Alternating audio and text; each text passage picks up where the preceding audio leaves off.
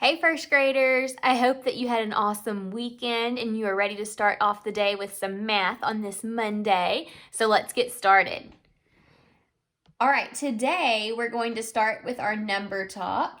And here I have a number sentence for you to solve. So what I want you to do is press pause and solve this number sentence. And then when you're done, start the video back up. Okay, so hopefully you had time to solve the number sentence here. So how did you go about solving this? What I see when I look at this number sentence that I think will help me to solve it, there's actually two different ways that I see that I could solve it really quickly instead of having to add each number up. I know I'm making 10 fact here. I see that 2 plus 8 is 10. So I can already go ahead and add those and have 10 and then just have to add 5 plus 10. Or I can use the commutative property and say 10 plus 5. What is 10 plus 5? 10 plus 5 is 15. So the answer to this number sentence is 15. You may have gone about answering this problem a different way. I see another way that I could have added this problem as well. I could have said 5 plus 2. What is 5 plus 2? 5, 6, 7. So 5 plus 2 is 7, and then we're left with 7 plus 8. Well, I know 7 plus 8 is only, those two add-ins are only one number apart. And when that happens, we can use the double plus 1 math fact strategy. So I could do 7 plus 7 is 14, plus 1 more is 15. And I could have gotten the problem or the answer that way. So there are several different ways that you could have gone about answering this. You may have just added each one and gotten it like that as well. Any of the ways works, but the answer is 15. All right, now I'm going to give us a number sentence here, and we're going to come up with a word problem together. Another word for come up with a word problem is generate. So we're going to be generating a word problem together. So the number sentence is 12 minus 1. Okay, when we write our word problem, we're going to have to do some subtracting because it has a minus symbol, which means subtract. So, how could I do this? Let's write about turkeys since it's almost Thanksgiving. Or no, how about pies? That sounds good. All right, so there were 12 pies at Thanksgiving.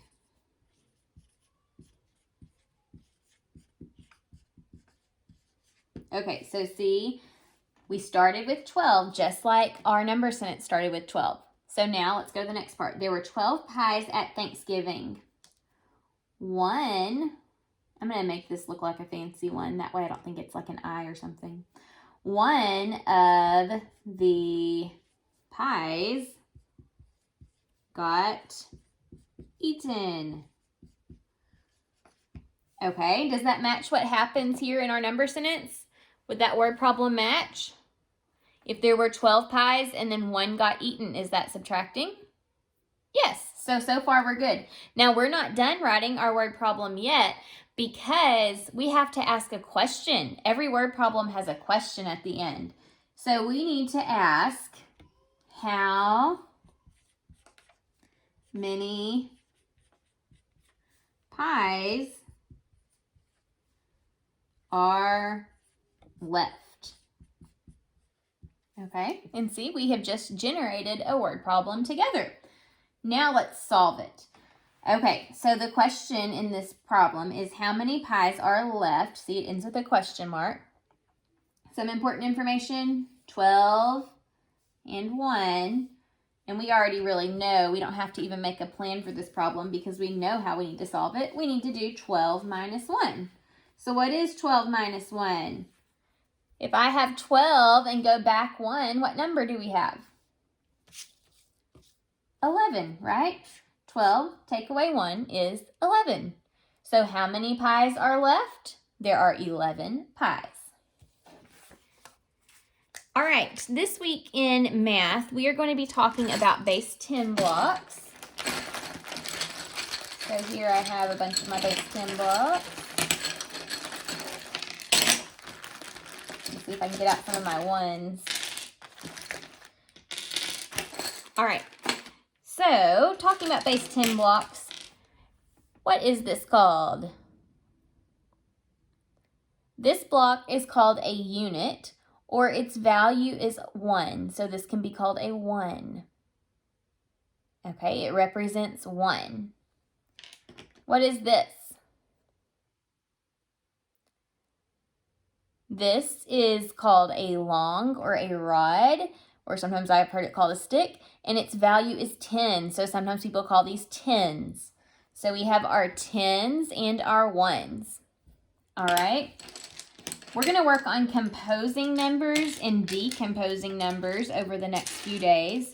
When we compose a number, we put together different pieces to make that number. When we decompose, we start with the number and break it apart.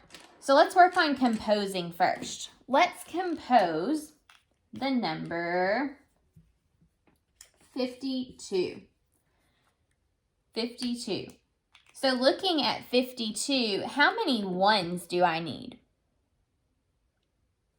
Remember, in 52, we have 2 places. This is the tens place. I'm putting a T to stand for tens. And this is the ones place. I'm putting an O to stand for ones. So how many ones do we need? There are 2 ones in 52. So I need 2 ones. 1, 2. How many tens do I need? There is a 5 in the tens place, so I need 5 tens. 1, 2, 3, 4, 5. All right, let's count this number together now. Count with me, ready? 10, 20, 30, 40, 50, 51, 52. So here's 52. We just composed the number 52 by putting together 5 tens and 2 ones. If we were to write this number in expanded form, what would that look like? Well, with expanded form, remember it's a number sentence. So let's count our tens. 10, 20, 30, 40, 50. So 50 plus how many ones? 2 equals 52. Here's the expanded form of 52. This is a model of 52, and this is the standard form of 52. Finally, how would you write the word form of 52? Word form would look like this. 52. Just in words, just like that. Okay, and this is how we represent 52. All right, let's compose another number together.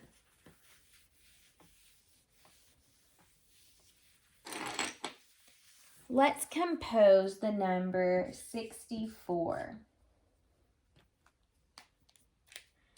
64. What would I need for 64? How many tens do I need?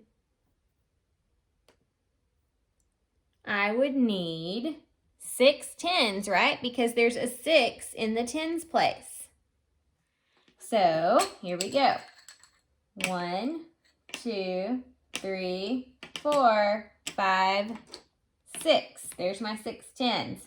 Then how many ones do I need? There's a 4 in the ones place, so we need 4 ones. 1, 2, 3, 4. All right, now let's count this number together. Ready?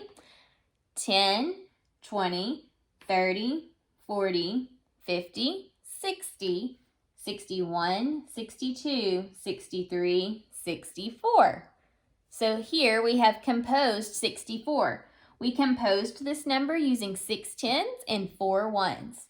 How do we write the expanded form of 64? How many or what number do all of these tens represent? 10, 20, 30, 40, 50, 60.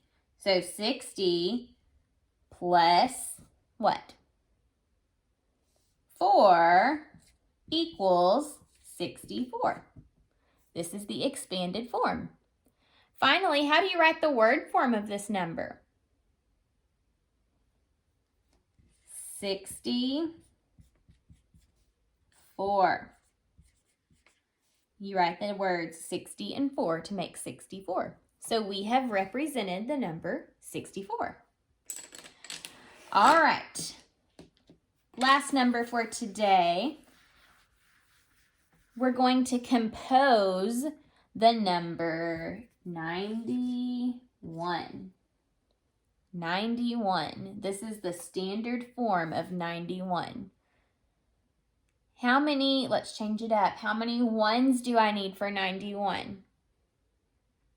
I need 1 because there's a 1 in the ones place. How many tens do we need for 91? Look, there's a 9 in the tens place, so we need 9 tens.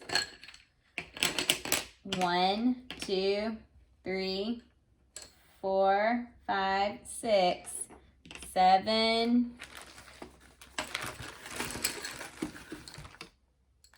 8, 9, not 10. I don't need 10. Oh my goodness. 9. Let me make sure this is 9. 1, 2, 3, 4, 5, 6, 7, 8, 9. Okay, let's all count this number together now. Ready?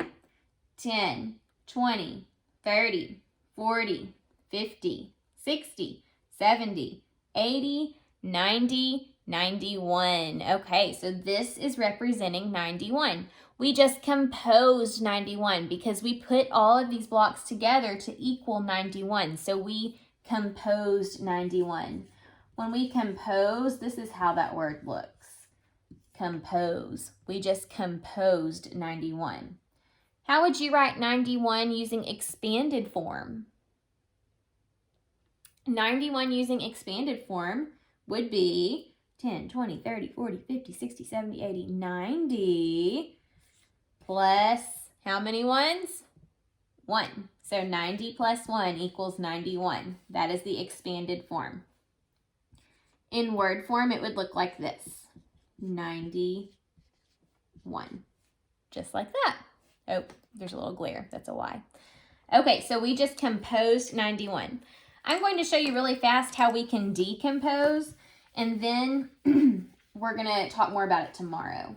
I'll just give you a little bit of a taste of what it looks like today. Okay, so when you decompose 91, together, these are 91. We can decompose 91 by saying 91 is made up of 9 tens and 1 1. Or we can decompose 91 and say 91 has 1, 2, 3, 4, 5, 6, 7, 8 tens and 1 10 and 1 1. What does that equal? This side is, well, hold on. Let's go back to the first one. We did 90 plus 1, okay, when we broke it apart. Then we said we can break it apart like this. How many is this? 10, 20, 30, 40, 50, 60, 70, 80. So 80 plus 10, 11. So 91 can be broken down into 80 and 11. What if we break it down and decompose it like this? Now 91 can be broken down into 10, 20, 30, 40, 50, 60, 70 plus 10, 20, 21. And we could keep going and going and figure out lots of different ways that we could decompose 91. But remember, when we decompose, here's that word decompose. When we decompose, we break a number apart, just like we've been breaking 91 into 90 plus 1, or 80 plus 11, or 70 plus 21. Those are all ways that 91 can be broken apart into different add-ins, basically. When we compose, we put it all together to make one number. All right, so we're going to keep talking some more tomorrow about composing and decomposing. I'll see you then. Bye.